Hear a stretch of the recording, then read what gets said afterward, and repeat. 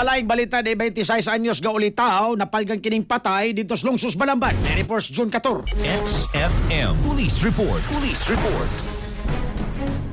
Yes, sa 26 anyos nga lalaki ang napalga ni patay sud sila nga panimahe dito sa may City o Riverside, Barangay Arpili, lungsod sa Balamban sa yuga buntag kaganihan ni Hulyo 29, 2026 kining biktima gilalang si alias nga Berto Olitao, walay trabaho, residente di sa mauga lugar sa investigasyon sa Balamban na PNP mga alas 4:40 kaganihan nga buntag diyang nadiskubre kini patay lawas sa biktima. Gireport kini sa kapulisan mga alas 5:15 nas buntag siyang uyuan nga si alias Gardo, 53 anyos sa initial investigasyon na sayran nga unang nakitaan kining biktima maong asawa nining iyang uyuan nga si Mary ug matud pa pagawas niya sa iyang kabalay nakita ning kaning biktima nga matud pa nagbitay ni sa usa ka steel bar beam diya dayon gitawag kining iyang gabana ug ilang giduol ang biktima pa nakumpirma nila wa na kini nagpakita og di mailahan sa kinabuhi suwapas uyuan ning biktima nga kanunay kuno matud pa nga dunay panaglalis og dili mayong pagsinabtanay uban sa iyang inahan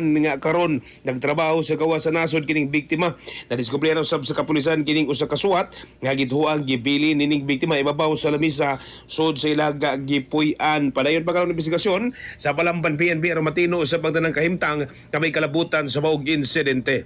Mga katropa, yung kalimot pagtumarog santon vitamin C, ang alkaline nga vitamin C. Alang sa nagayusang Pilipino para sa Pilipinas, inyong katropa, June 14, XFM News. XFM Report. Cellphone Plus Gold. Mapalit sa mga butika sa inyong lugar.